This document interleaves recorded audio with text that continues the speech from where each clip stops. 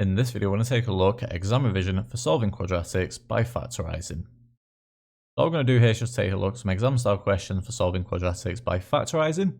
As always, pause the video, have a look at the questions as they appear, and double check that your solution matches what we get on the screen. That's everything that we need here to get started. Let's begin now with question 1. So for question 1 here, we've got two parts. Let's begin with part A. So for part A then, we have to factorise c squared plus 4c plus 3.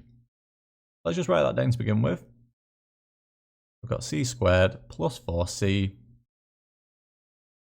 plus 3. So what I've got here is a quadratic. So when I factorise this here now, I'm going to get double brackets. So we're going to get double brackets here, like so. And because this is in terms of c here, that's the variable that we're working with, I'm going to get a c at the front of both of these brackets here. We get c and c there. And what that does, it guarantees that we get a c squared here at the front. So that's what we need to do there to begin with.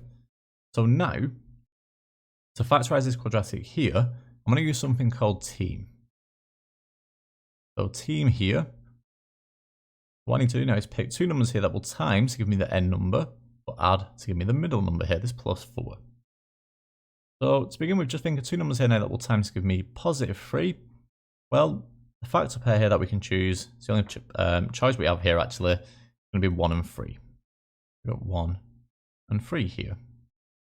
So 1 and 3, well obviously when you times those together, you get 3. And when you add those together, 1 plus 3, we get 4 there.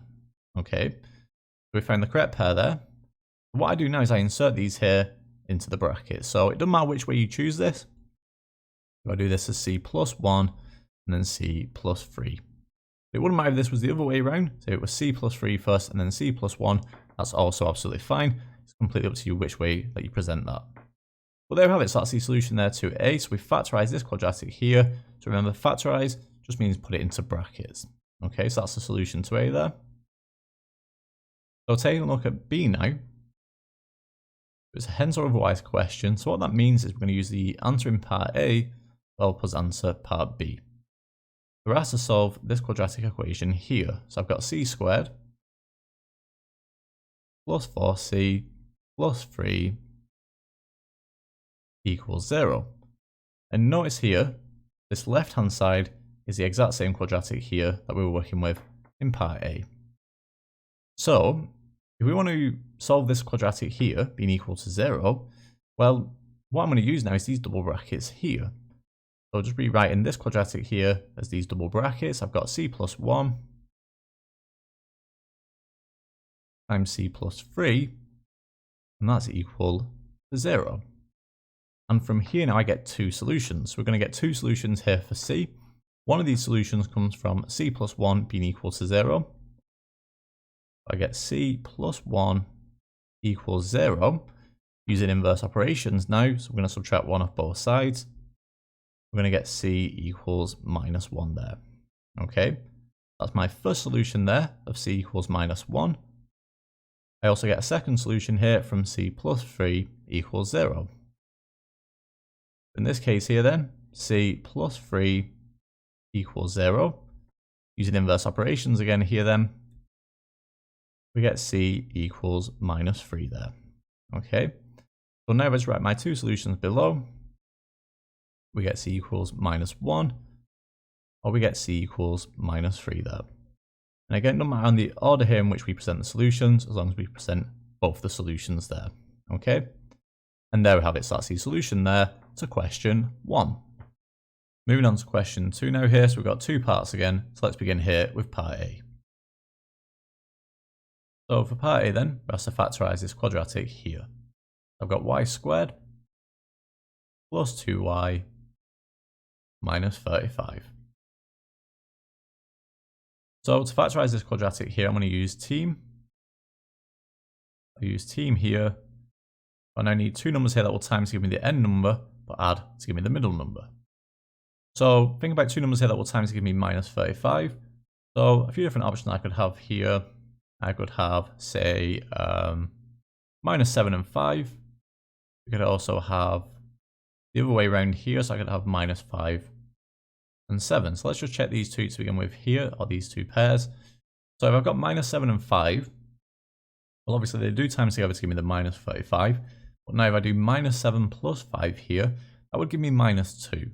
But remember, we need +2 here. It's +2. It won't be this choice here.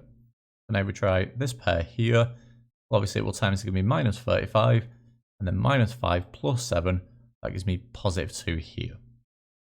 We've got the correct pair there. So now when we factorize this here, we're now putting it into double brackets. So when we factorize this here, we've got double brackets, like so. Because it's in terms of y here, so y squared, we'll have a y at the front of both of these brackets, like so. So now, you just need to insert these numbers here. This is the correct pair. We're going to get y minus 5 and y plus 7. And remember here, it doesn't matter in the order. So if we put y plus 7 first and then y minus 5 after, that's absolutely fine. It's completely up to you which way you present the solution there.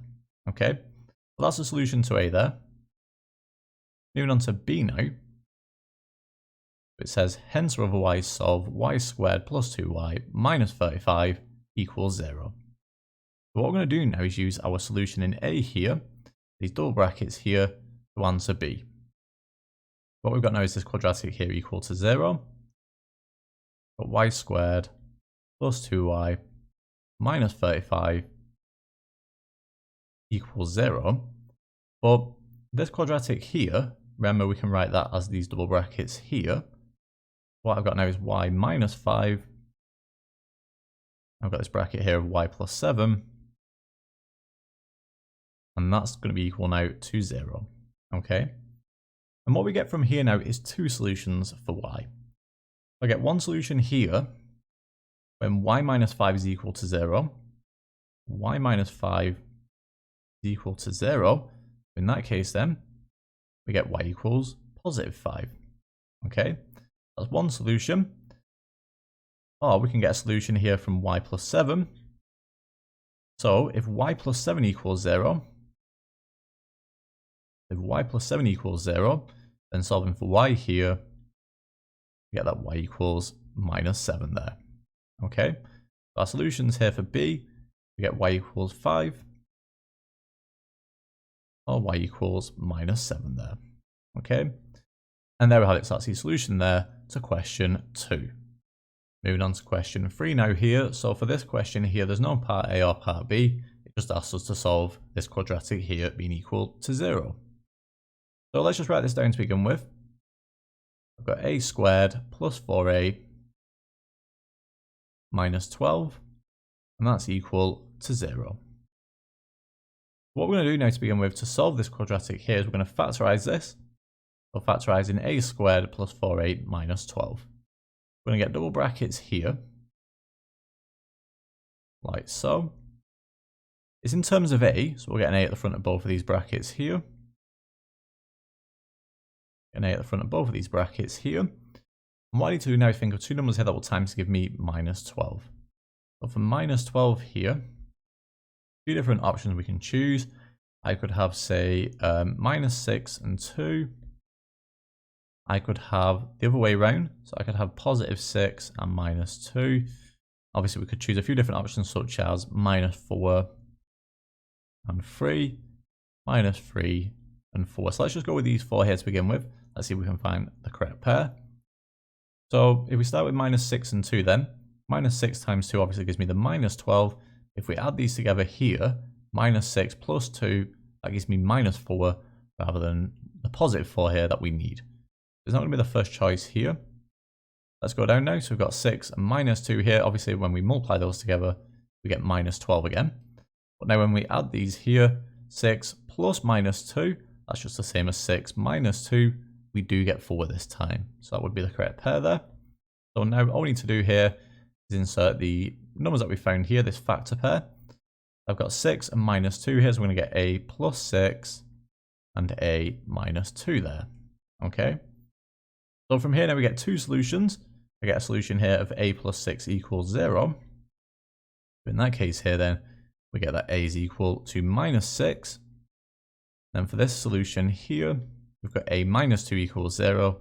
In that case, then we get a equals positive 2. So my two solutions here going to be a equals minus 6 or a equals 2 there. Okay, and there we have it. So that's the solution there to question 3. Moving on to question 4 here now, we're asked to solve x squared minus 16 equals 0. So to begin with here, let's just write down this quadratic equation. We've got x squared minus 16 equals 0. So to solve this quadratic equation here, that's now equal to 0, what we're going to do is just like we've done for the previous few questions now, we're going to factorize this quadratic here. And this quadratic might look a little bit different, and it might actually look a little bit trickier, but in a way it's actually easier here because what we've got now is the difference of 2 squares. So in this case here, think about taking the square root of this number here. If you take the square root of 16, so ignore the minus here, or the negative sign, just take that as positive for now. So take the square root of 16, that would give us 4. So now, factorising this here into a product of brackets, so double brackets. Obviously it's in terms of x here, so we're going to get an x at the front of both of these brackets, like so. So now, like we said here, we take the square root of 16, we get 4. So in this case now, what we need to do here is take one of these as plus 4, and the other one as minus 4.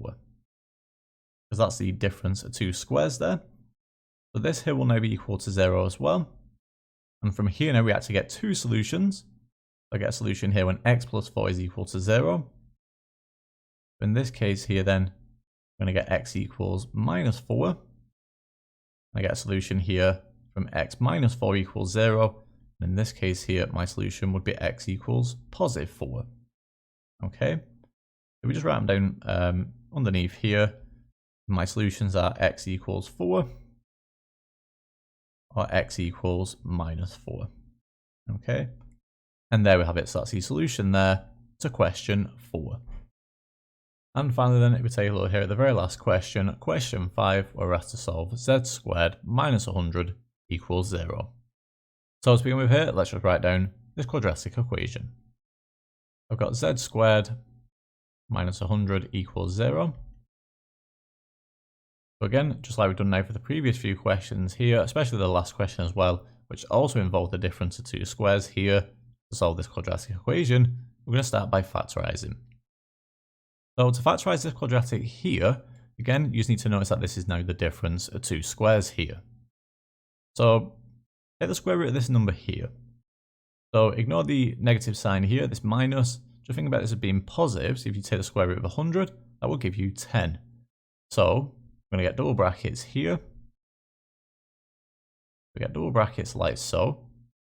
This is in terms of z here, so we're going to get a z at the front of both of these brackets like so.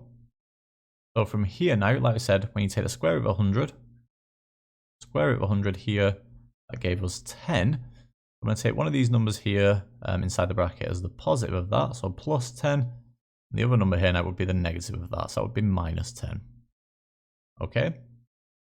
So what I've done here now is I've factorised this quadratic here, but if this quadratic here is equal to 0, then that means these double brackets here, because they're also equivalent, will also be equal to 0. Okay, so from here now I get 2 solutions. I get a solution here. This is when z plus 10 is equal to 0. Subtract 10 off both sides and we get z equals minus 10. And we also got a solution here. This is when z minus 10 equals 0. So let me just write above just so you can see fully the working. Z plus 10 equals 0. Using inverse operations here we get z equals minus 10. Doing the same here then, we get z minus 10 equals 0. Add 10 to both sides now, using inverse operations again. And we get that z is equal to positive 10 there. Okay, and there we have it. So let me just write these down underneath. So z is equal to minus 10, or z is equal to positive 10 there. Okay, and there we have it. So that's the solution there to the very last question, question 5. And that actually brings the end of this video, an exam revision for solving quadratics by factorising.